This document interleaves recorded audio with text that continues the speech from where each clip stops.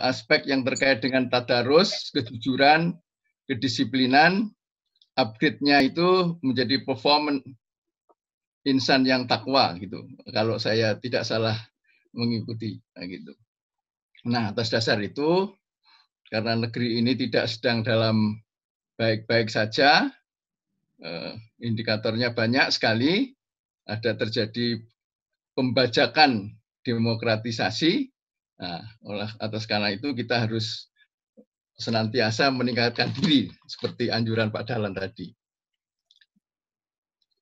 Karena di dalam Ali Imran 133 sampai 142 itu ada 142-nya itu am hasibtum an tadkhulul jannata walamma ya'lamillahu alladzina jahadu minkum wa ya'lamas sabirin.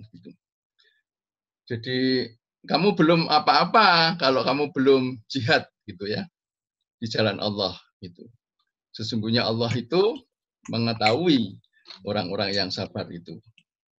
Ayat itu memang didahului dengan wasyari'u ila maghfiratim mir rabbikum wa jannatin arduhas samawati wal ard uiddat lil muttaqin. Jadi muttaqin ini adalah al-khauf minal jalil. Jadi patuh kepada Allah. Yang pertama. Yang kedua, al-amalu bitanzil. Dia mengamalkan segala sesuatu dengan panduan ayat-ayat suci Al-Quran.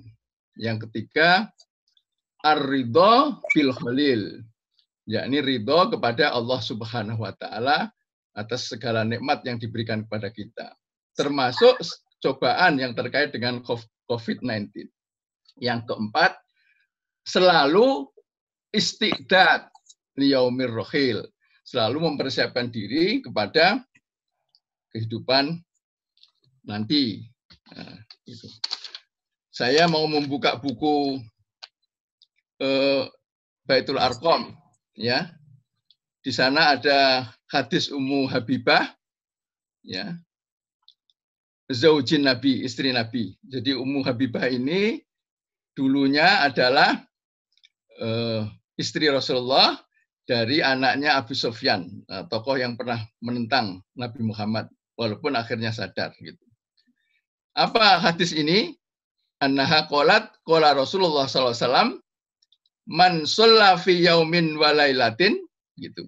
Siapa yang sholat sehari semalam sintai asarota 12 rakaat. Sintai asarota rakaatan 12 rakaat. Bunyalahu baitun fil jannah. Maka akan dibuatkan bangunan di surga. Apa 12 rakaat itu? Bagaimana 12 rakaat itu? Arba'an qoblat duhri.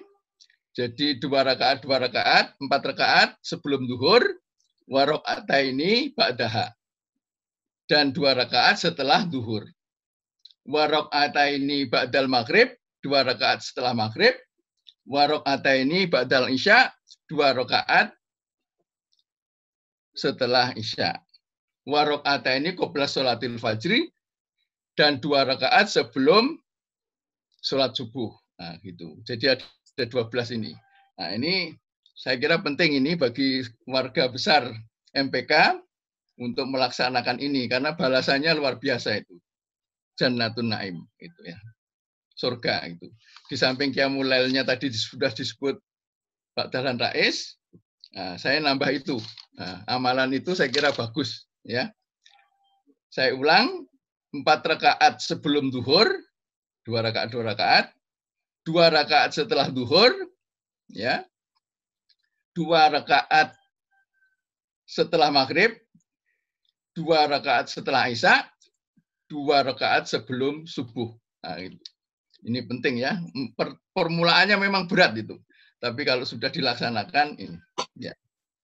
Nah, Qiyamul Lailnya saya kira dilanjutkan, ya. Jangan berhenti karena Nabi tidak pernah berhenti Qiyamul Lail gitu. Nah, itu. Yang terkait dengan peningkatan ketakwaan. Siapa yang bertakwa itu? Ayat ini mengatakan alladzina yunfiquna fis-sarra'i wad-dharra'i wal kadhiminal ghaidha wal afina 'anin nas gitu.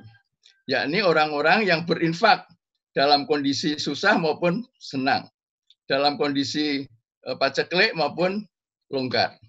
Wal kadhiminal ghaidha, dan menahan amarah, wal afina 'anin nas, dan memberi maaf kepada manusia. Wallahu yuhibbul muhsinin. Sesungguhnya Allah itu menyukai orang-orang yang berbuat baik, kebaikan. Walladzina idza fa'alu fahisatan aw dzalamu anfusahum dzakarullah wastaghfiru lidzunubihim wa may yaghfiru dzunuba illallah wa lam yusirru ala ma fa'alu wa hum ya'lamun. Ulaika jazaohum maghfiratun mir rabbihim wa jannatun tajri min tahtihal anharu khalidina fiha wa ni'ma ajrul amilin. Qad khalat min qablikum sunanun fasiru fil ardi anzuru kaifa kana akibatul mukadzibin. Hadza bayanun lin nasi wa hudaw wa mau'izatul lil muttaqin. Wala tahinu wala tahzanu wa antumul a'laun in kuntum mu'minin. Jadi kamu tidak boleh lemah, Anda sekalian tidak boleh sedih. Sesungguhnya kalian itu tinggi derajatnya. Sekiranya kalian itu in kuntum mu'minin. Iyam saskum qarhum faqad masal qauma qarhum misluh wa tilkal ayyamu nudawiluha bainan nas wal ya'lamallahu alladhina amanu wa yattakhidha minkum syuhada wallahu la yuhibbudz zalimin. Ini kaitannya dengan perang Uhud. Jadi yang terkena luka itu tidak hanya kamu saja, tetapi juga orang-orang musyrik kena luka. Jadi perang Uhud itu merupakan pembalasan dendam atas kekalahan di Badar. Oleh karena itu, karena negeri ini tidak dalam kondisi baik-baik saja, nyaman-nyaman saja, karena banyak pembajakan demokrasi, maka kita harus siap-siap mempersiapkan diri. Wal yumahhisallahu alladziina amanu wa yamhaqal kafirin. Dan Allah itu membersihkan orang-orang yang beriman dan membinasakan orang-orang kafir. Tetapi kita harus berjuang. Oleh karena itu, ending dari 142 ini, am hasibtum an tadkhulul jannata walamma ya'lamillahu alladziina jahadu minkum wa ya'lamas sabirin. Kita diminta untuk sungguh-sungguh bekerja keras, mempersiapkan generasi yang tangguh untuk masa-masa yang akan datang. Sehingga kita siap menghadapi segala percobaan, permasalahan, hal-hal yang merintangi kita di masa yang akan datang. Saya kira saya tidak panjang lebar, karena ayat ini biasa dibaca di ketika sawalan, maka saya meniru orang-orang itu yang biasa membuat statement lewat Al-Quran, Ali Imran 132 dan sampai dengan 142. 133 dan 133 sampai 140. Saya kira itu. Terima kasih. Tentu terakhir sekali, taqabbalallahu minna minkum siyamana wa siyamakum kullu am wa antum bi khair. Bila ada khilaf, maaf, dari atas nama MPK Pimpinan Pusat Muhammadiyah mengucapkan minta maaf. Begitu juga sebaiknya kami siap menerima maaf panjenengan sedaya. Nasrun minallah wa tuqarib bila taufik wal hidayah. Kalau ada khilaf sekali lagi mohon maaf. Wassalamualaikum warahmatullahi wabarakatuh. Waalaikumsalam warahmatullahi wabarakatuh. Kita sampaikan terima kasih pada Pak Ari Ansori, Ketua MPKPP Muhammadiyah. Selanjutnya kita berikan waktu kepada peserta semua MPK PWMC Indonesia. Kalau ingin menyampaikan pendapat atau bertanya juga kepada Pak Dahlan, atau mungkin juga kepada Pak Ari Ansori, kita persilahkan langsung di unmute menyampaikan pendapatnya atau bisa tunjuk jari di chat. Silahkan kalau mau menyampaikan langsung. Monggo. Dari mana? Silahkan Bapak Ibu yang ingin menyampaikan pertanyaan atau mungkin menyampaikan usul, pendapat, dan lain-lain, atau ingin berdialog dengan Pak Dahlan Rais, kita persilahkan.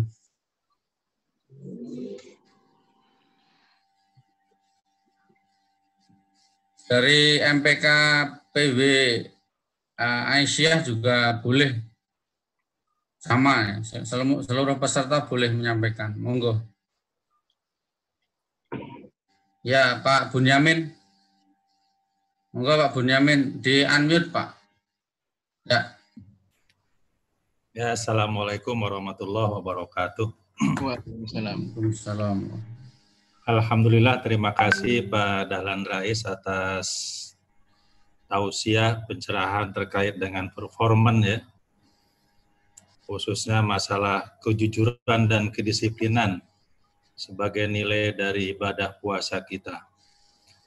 Di penghujung pembicaraan Pak Dahlan Rais tadi, itu masih menyebut performannya Pak AR yang kita banggakan bersama. Tentang kesederhanaannya dalam memimpin Muhammadiyah yang penuh dengan karisma. Dan ini sering diungkapkan banyak orang di banyak tempat. Saya ingin mendapatkan pencerahan nih dari Pak Dahlan. Ini apakah makna sederhana yang sesungguhnya itu seperti apa? Hari ini kita lihat tentu tidak bisa disamakan ya zamannya dengan pada waktu itu. Jadi perserikatan sudah maju, amal usaha sudah maju. Kemudian banyak pimpinan perserikatan yang ya misalnya kendaraannya disiapkan oleh amal usaha. Ya level pimpinan juga kita lihat ya. Kita ngomong apa adanya di Menteng, semua wilayah DKI lah tempat saya. Nah sementara nih performan Pak AR tentang kesederhanaannya, masalah rumah, nggak punya kendaraan kecuali diberikan, kan terus diungkapkan. Nah, tentu perlu ada makna sederhana ya, yang sesuai dengan zamannya ini, sehingga kita merasa nyaman juga gitu. Kalau bertugas kemana-mana diantar pakai mobil amal usaha yang bagus gitu ya. Nah saya kira ini penting Pak Dahlan untuk memantapkan kita. Terima kasih Pak Ajis dari saya itu. Ya, terima kasih Pak Bunyamin. Silakan Pak Dahlan, ini ada pertanyaan dari Pak Bunyamin. Monggo Pak Dahlan. Ini segala sesuatu kan diawali dengan niat. Ya. Innamal a'malu binniyat. Nah, ketika kita berniat bermuhammadiyah, ya pasti gitu. Jangan berniat untuk secara tegas saja memperkaya diri. Karena kalau niatnya seperti itu mesti salah tempat. Tapi berniatlah yang sebaliknya. Jadi Muhammadiyah itu ladang bagi kita untuk beramal saleh. Kalau niatnya sudah betul, insya Allah kita akan bisa menempatkan diri dengan baik. Pengalaman saya diundang ke berbagai tempat, itu kan bisa dikelompokkan menjadi 3. Misalnya diundang oleh Aum, yang Aum besar, gitu. Yang di situ memang secara pendanaan cukup, gitu. Maka kalau kemudian gitu, Aum itu menyediakan transport, uang transport bagi kita, gitu. Ini contoh PP, maaf, ya. Itu kan sudah ada aturannya. Kalau transport dari Aum itu diterima, maka uang saku yang dari PP dikembalikan. Gitu. Jadi bisa milih. Gitu. Nah, kemudian yang kedua, atau yang sebaliknya lah. Gitu. Kita kadang-kadang diundang ke suatu cabang atau ranting untuk peresmian, atau bukan peresmian ya, peletakan batu pertama sebuah pembangunan. Apakah itu masjid, apakah itu sekolah atau yang lainnya. Gitu. Hampir pastilah gitu.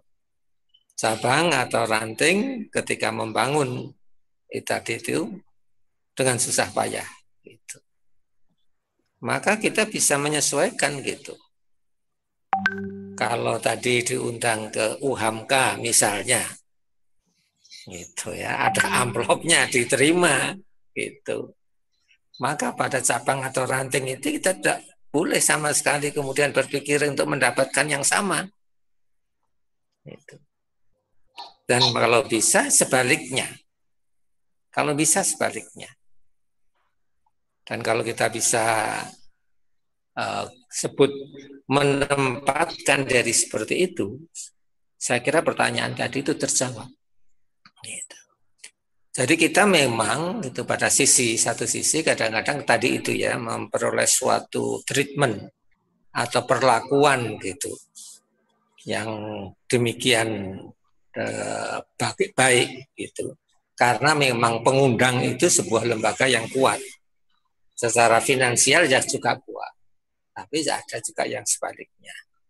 Nah, pada tempat yang sebaliknya ini kalau niatnya benar, itu kita bisa defisit gitu. Jadi tidak surplus gitu. Dan kita juga tidak boleh membedakan. Nah, ini kuncinya. Kemudian milih-milih gitu. Kalau diundang lembaga ini berangkat, kalau ini mencari alasan untuk tidak berangkat. Nah, kalau kita bisa menempatkan seperti itu, kan baik. Gitu. Jadi begini, ya kita tidak menyebut orang ya. Pimpinan Muhammadiyah diundang peletakan batu pertama pembangunan Masjid Muhammadiyah misalnya. Kemudian panitia menyampaikan biaya yang diberikan, ternyata modal yang dimiliki sama sekali jauh dari cukup dan seterusnya. Kita yang diminta itu mesti harus mendorong dalam pengajian itu bagaimana kita bisa bersama-sama urunan itu untuk mewujudkan rencana masjid tadi. Dan yang baik mesti memberi contoh itu, memberi contoh. Dan memberi contoh yang terbaik ya dari diri sendiri kan. Gitu. Dan biasanya kalau diberi contoh dari diri sendiri, hasilnya akan berbeda dari sekedar mengajar. Jadi kita harus siap. Kemudian yang kedua kaitannya dengan aum ya.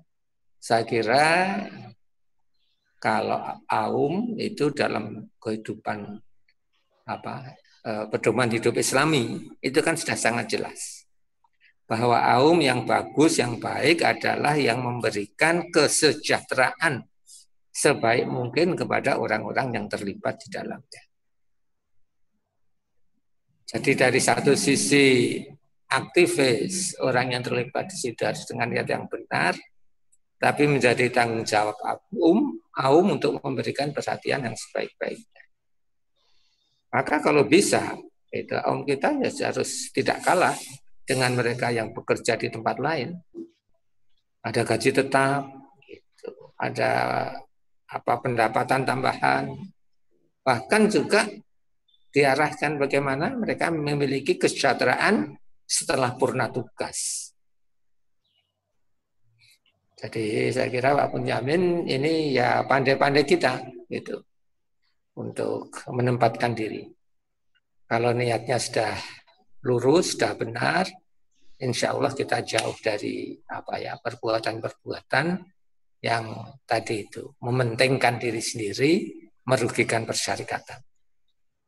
Bahkan yang kita lakukan itu adalah bermanfaat bagi persyarikatan yang insya Allah pada gilirannya itu kan juga akan memberi manfaat bagi mereka yang berkecimpung di dalamnya.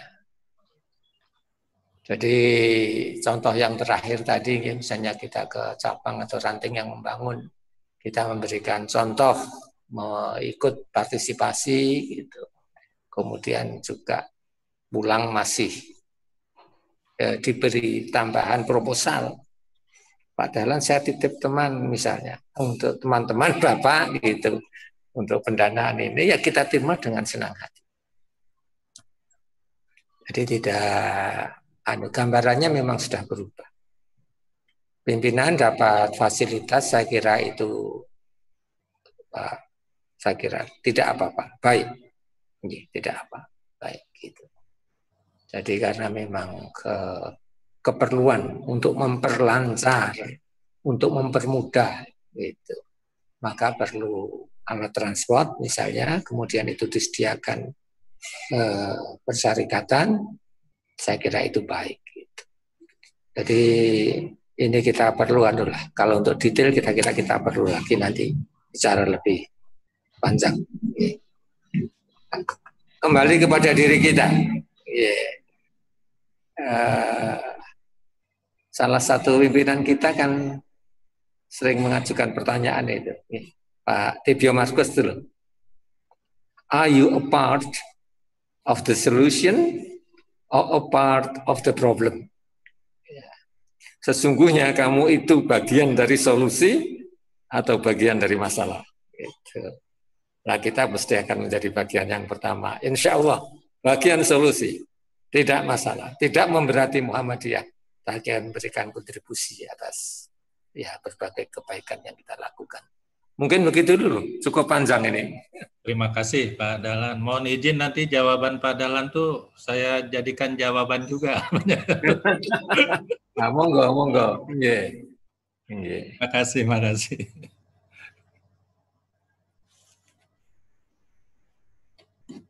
Terima kasih pada Pak Bunyamin. Selanjutnya akan disampaikan oleh Bu Muamaroh, Bu Aam. Kita persilakan Bu Aam.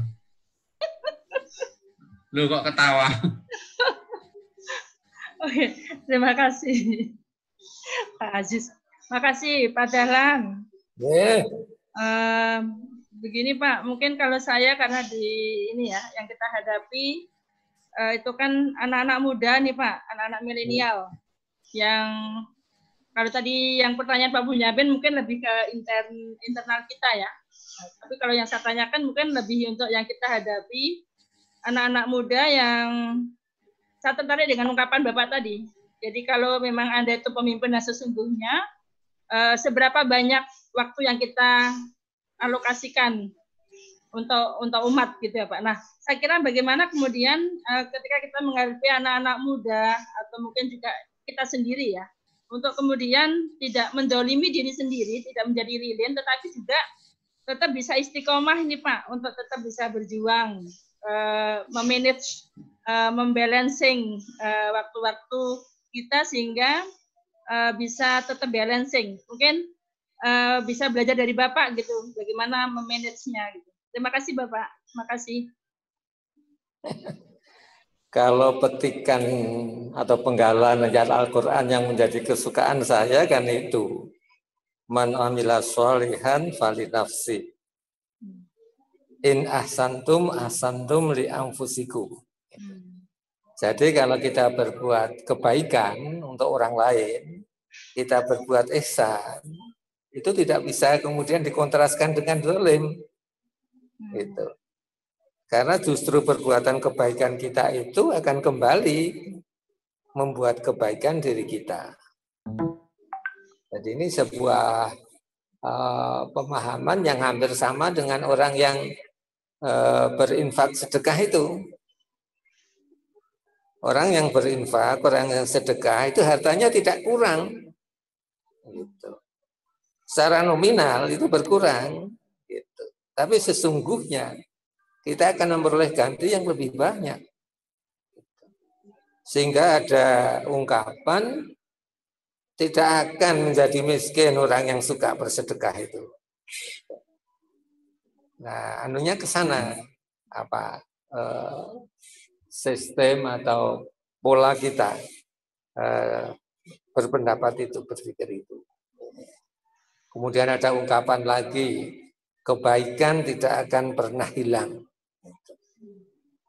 Jadi kalau kita berbuat baik itu kepada orang lain, itu enggak hilang. Itu akan kembali kepada diri kita. Dan itulah yang terjadi, insya Allah. Itulah yang terjadi. Itulah yang terjadi.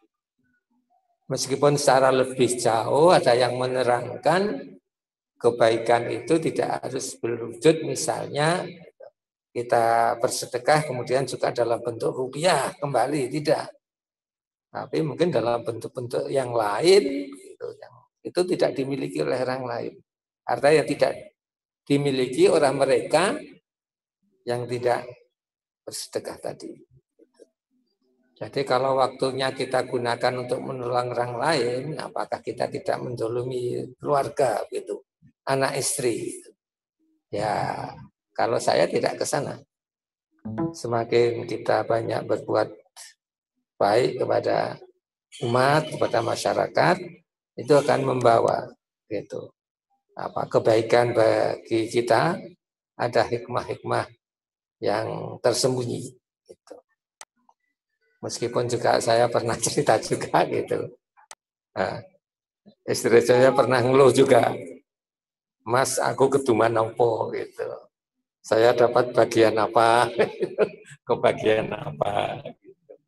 Ya, saya jawab dengan bergurau, tapi kan nggak kekurangan apa-apa toh. Gitu.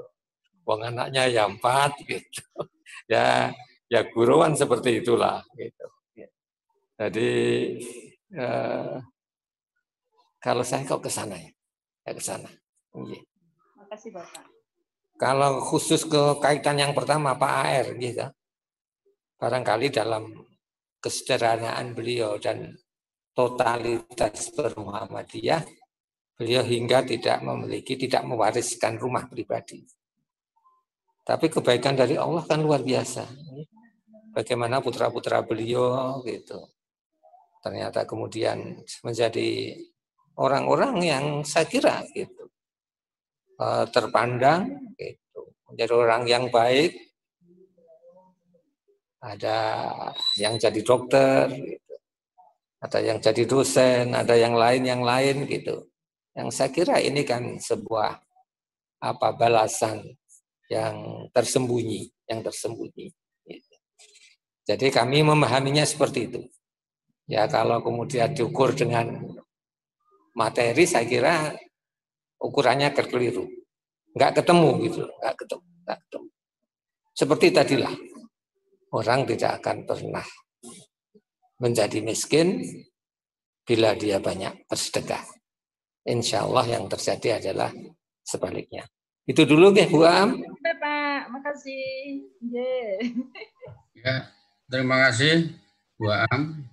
Untuk selanjutnya yang tadi sudah tunjuk tangan Mas Supala, kita persilakan Mas Supala.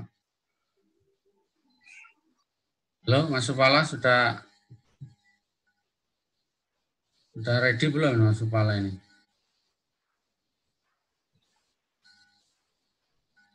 Monggo Pak Supala.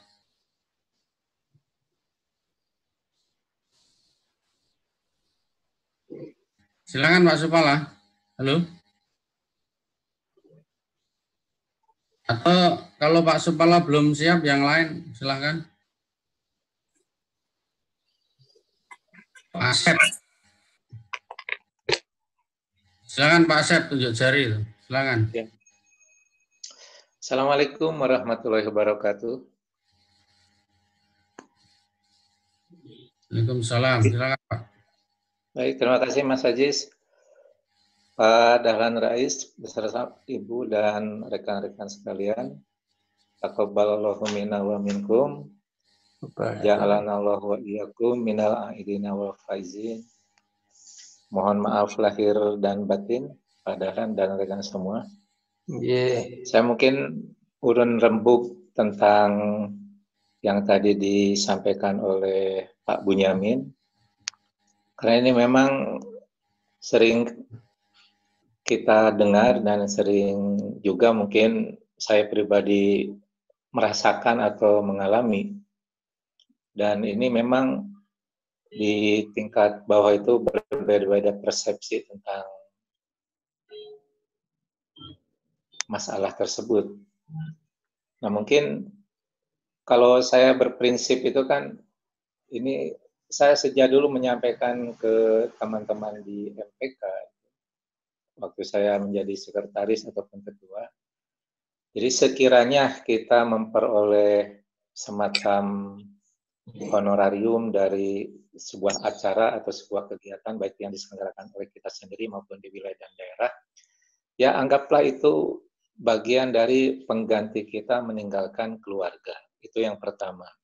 Tapi jangan diniatkan bahwa kita berkhidmat di majelis atau di Muhammadiyah itu karena ada kepentingan atau keinginan-keinginan seperti itu.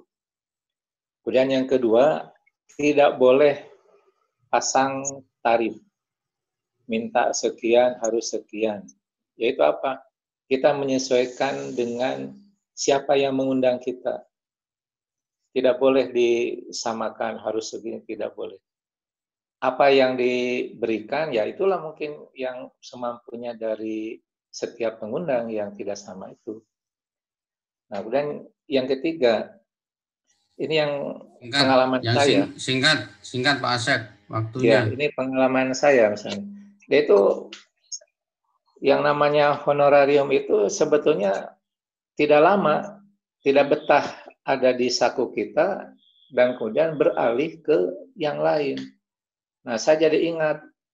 Jadi kalau memang dari awal niat kita itu tulus, maka kita diingatkan oleh ayat, saya lupa lagi di surat apa ya, tapi ayatnya sangat menarik yang berbunyi kae layakuna dulatan bainal agniya.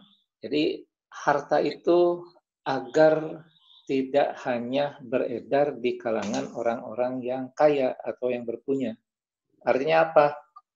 Nah, kalau menggunakan istilah Pak Amin Rais dalam sebuah pertemuan itu kan uang yang keluar dari saku, nah itu tidak boleh masuk lagi. Artinya apa? Harus diinfakkan, disedekahkan sesuai kemampuan kita.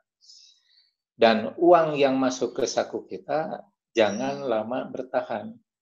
Nah, tentu ada yang dipakai untuk kepentingan keluarga dan sebagainya. Tapi kan kita ingat kita waktu habis, Pak Asep, waktu. Ya. Nah, mungkin itulah yang menjadi bagian dari prinsip atau pengalaman saya agar tidak menimbulkan fitnah. Nah, itu saja yang harus dihindari. Terima kasih Mas Aziz. Assalamualaikum warahmatullahi wabarakatuh. Assalamualaikum. Selanjutnya ini ada pertanyaan dari chat Pak Dahlan, jadi nanti sekalian dijawab. Itu dari Mas Khatib, saya bacakan chatnya. Assalamualaikum, nyuwun pirsa Pak Dahlan. Orang-orang kritis terhadap pemerintah dari Muhammadiyah kok tua-tua ya? Amin, Pak Busro, Pak Din, apakah MPK gagal dalam mencetak kader? Atau yang sepuh nggak pernah mengorbitkan kader? Anak-anak muda di Muhammadiyah cuma jadi pengurus. Wassalamualaikum, dari Mas Khatib. Silakan, monggo Pak Dahlan. Ada dua pertanyaan, satu dari Pak Asep tadi, yang kedua dari Mas Khatib. Yang dari Pak Asep saya kira bukan pertanyaan.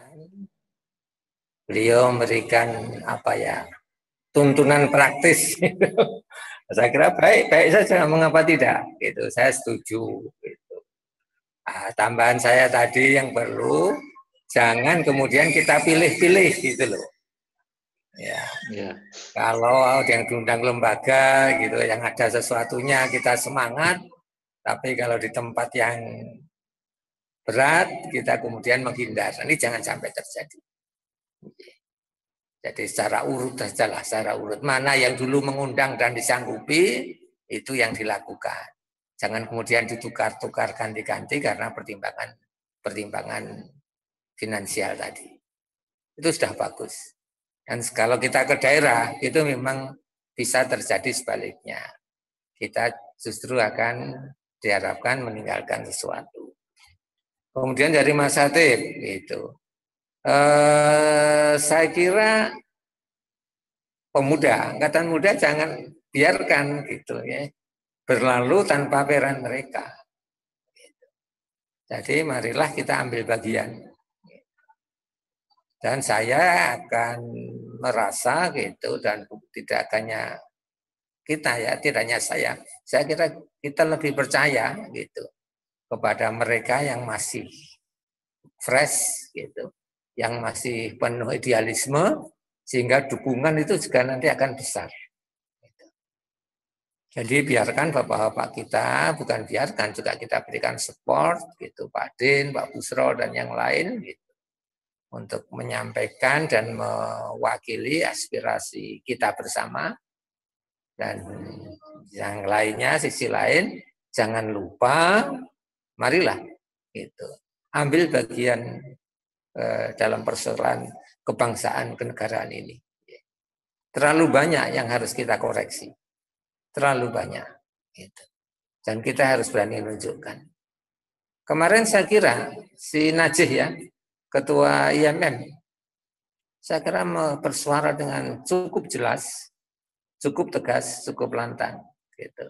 Yang itu aspirasi, saya kira aspiratif terhadap mahasiswa khususnya dan juga umat pada umumnya.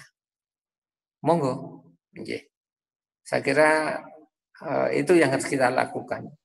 Kan tidak ada salahnya gitu. Mas Khatib kemudian menyampaikan ya, hal-hal yang sifatnya itu korektif ya, terhadap persoalan-persoalan bangsa ini. Caranya yang baik itu pasti. Ya. Jauhi hoax. Gitu. Jadi pendapat itu harus didukung dengan data, faktual dan yang lain-lainnya, kemudian suarakan. Ketimbangan-ketimbangan banyak terjadi. Mengapa tidak? Gitu, ya. Jadi jangan kemudian takut bayang-bayang para senior itu, enggak.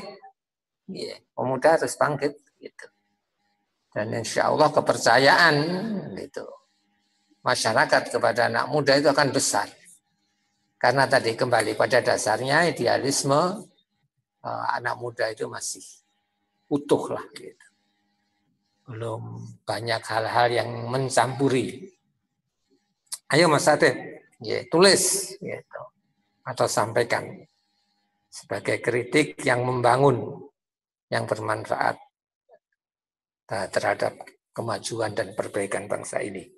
Ngaten Mas Aziz. Iya Pak Dahlan. Mas Jumanto dari MPK Jateng mau menyampaikan, silakan.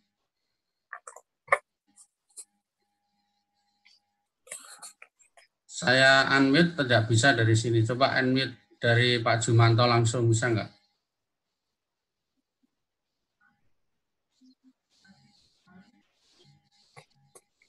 Ya. Assalamualaikum warahmatullahi wabarakatuh. Salam. Monggo Pak Jumanto. Pak Donan, Pak Pri, Pak Yis, dan sahabat semuanya. Justru saya akan menyampaikan tentang kerja kita yang sampai sekarang belum berhasil dalam tanda kutip tentang pengkaderan. Itu tentang lemahnya kader sebagai indikasi fakholafa mimba'di muhalfun alda ussolata wa tabu sahwata fasofa yalkona goya. Itu sangat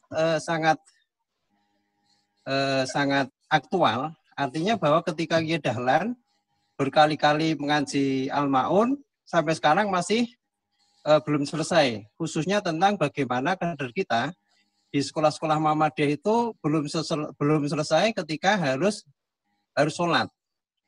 Sebuah pengamatan, saya pernah mengamati bahwa siswa kita itu yang baru, saya survei kemarin, hampir 90% itu belum sholat 5 kali. Maka menjadi tugas kita untuk menguatkan tingkat akidah, kemudian baru nanti sosialisasi atau tingkat sosialnya kita tingkatkan. Khususnya bagaimana kader-kader kita itu buat tabok sahwat. Jadi masih dalam konteks belum bisa punya ruhiyah yang mantap begitu. Ini yang harus kita kerjakan. Demikian, terima kasih. Assalamualaikum warahmatullahi wabarakatuh. Waalaikumsalam. Monggo Pak Dahlan dari Jawa Tengah. Yes, jadi siswa Muhammadiyah, mahasiswa Muhammadiyah itu kalau disebut kader itu kan kader tanda petik. Artinya mereka itu bersekolah di Muhammadiyah. Kemudian memang kita ya sama-sama tahu gitu. Kualitas input itu terutama dalam pemahaman agama itu kan masih sangat beragam. Gitu. Sangat beragam. Bahkan mungkin dari yang belum kenal alif bata sampai mereka yang mempunyai hafalan yang cukup banyak. Nah, maka saya kira ini tugas sekolah. Gitu. untuk memperkenalkan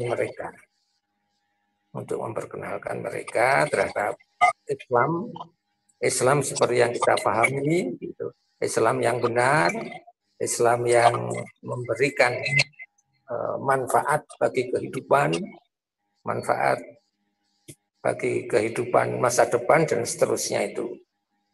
Nah, menurut kami ini ya tugas sekolah gitu. Tapi untuk kemudian mengharapkan seluruh siswa Muhammadiyah menjadi kader atau aktivis Muhammadiyah itu juga terlalu tinggi. Angan-angan itu terlalu tinggi gitu. Ya. Jadi dalam pendidikan kita kan kita punya sekolah kader. Misalnya mu'alimin Muhammadiyah. Ini masuk kategori kader. Kalau yang perguruan tinggi yang sudah cukup lama ada Sobron. Kemudian di Jogja ada PUTM, Pendidikan Ulama Tarjih Muhammadiyah dan seterusnya. Nah, dari yang sekolah-sekolah kader ini memang insya Allah sebagian besar itu akan netes jadi kader. Karena memang dididik di Gulawentah secara khusus. Sedangkan yang di sekolah-sekolah umum itu memang banyak keterbatasan. Tapi kita bergembira. Mereka yang tadinya tidak mengenal Islam, belum tahu Islam, belum sholat, belum puasa, karena bersekolah Muhammadiyah, kemudian mereka mengetahui tentang Islam, dan sebagian juga kemudian mau menjalankan ibadah itu dengan baik. Nah, kembali kepada materi al-Islam kemuhammadiyahan itu sama gitu dengan pesan saya untuk pengajian tadi. Kalau bisa bukan dalam wujud yang teoretik, bukan hanya sekedar cerita-cerita atau sejarah, gitu. Bukan hanya pemahaman, tapi bisa dalam wujud performance. Jadi al-Islam kemuhammadiyahan di sekolah Muhammadiyah itu akan dikatakan berhasil jika sudah berwujud pada performance. Misalnya, gitu, ya, mereka tidak ziplah, ya, tidak nyuntek ketika ulangan, gitu, ketika ujian. Nah, misalnya itu bisa sampai ke sana. Alangkah dahsyatnya itu. Akan banyak bangsa-bangsa lain yang belajar ke Muhammadiyah. Jadi kita akan melakukan sebuah lompatan yang luar biasa kalau pelajaran al-Islam ke Muhammadiyah itu tidak hanya kognitif saja, tapi juga kemudian bisa terwujud pada performance tadi. Kalau performance kan ketiganya masuk, ya kognitif, afektif maupun psikomotornya kan ketiganya masuk. Ada sekolah Muhammadiyah yang sangat laris karena berhasil ini. Untuk terakhir dan sekaligus menutup, ya, Mas Aziz. Ini jadi begini, ada seorang orang tua punya anak dua. Satu disekolahkan negeri, satu disekolahkan Muhammadiyah. Ternyata di rumah keduanya sangat berbeda. Dari segi tanggung jawab, dari segi berbakti kepada orang tua, dari kehidupan yang kecil-kecil gitu, tertib dan lain-lain. Gitu. Sampai kepada si anak yang setelah Muhammadiyah itu kalau habis makan bersama keluarga, dia itu mencuci piringnya sendiri. Washing the dishes. Nah, yang sekolah negeri ini sama sekali nggak kenal seperti itu. Maka kemudian yang sekolah negeri ini, kemudian orang tuanya ditarik dan dipindah ke sekolah Muhammadiyah. Ketika tempat itu penuh, ya beliau sedikit memaksa karena melihat itu. Jadi inilah yang saya kira menjadi tantangan kita bersama. Jadi tidak sekedar hafal pimpinan Muhammadiyah siapa, tujuan Muhammadiyah itu apa, dan seterusnya, tapi wujud dalam bentuk yang nyata. Saya kira begitu saja untuk pengajian ini. Silahkan dilanjutkan sendiri silaturahim antar MPK. Kalau ada tutur kata kami yang kurang berkenan, saya mohon maaf. Dan nanti bisalah kalau mau komunikasi lebih lanjut, ya lewat WA. Ya. Tanya Mas Aziz nomor WA saya berapa. Ya, nanti kita lanjut di situ. Kalau ada kekurangannya, mohon maaf. Assalamualaikum warahmatullahi wabarakatuh. Waalaikumsalam warahmatullahi wabarakatuh. Kita sampaikan terima kasih kepada Pak Dahlan telah bersamai MPK memberikan tausiah acara Syawalan pada kesempatan pagi dan sampai siang hari ini. Kita masih akan lanjut. Ini ada, tapi ini mungkin ditujukan pada MPK. Ini ada usulan dari Mbak Erni Zupriyati, MPK PP Aisyah. Ini bisa langsung di sini ada Ketua MPK PP, juga ada Ketua MPK PP Aisyah. Ya. Perlu disusun sistem perkaderan SPM, SPA yang baru yang menyesuaikan dengan gempuran paham di media sosial. Saat ini jika kita lihat tren hijrah merupakan paham baru yang menguasai medsos. Tiap kita lihat tutorial bisa di YouTube, viewernya jutaan. Terima kasih. Tapi ini usulan nanti bisa direspon oleh MPKPP Muhammadiyah maupun Aisyah. Sebetulnya tadi juga Kaltara ingin menyampaikan pendapat, tapi karena saya kira sekarang boleh menyampaikan dari MPK BBM Kaltara ini tidak menyebut nama. Silakan.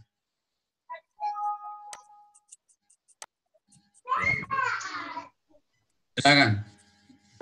Ya, Assalamualaikum warahmatullahi wabarakatuh.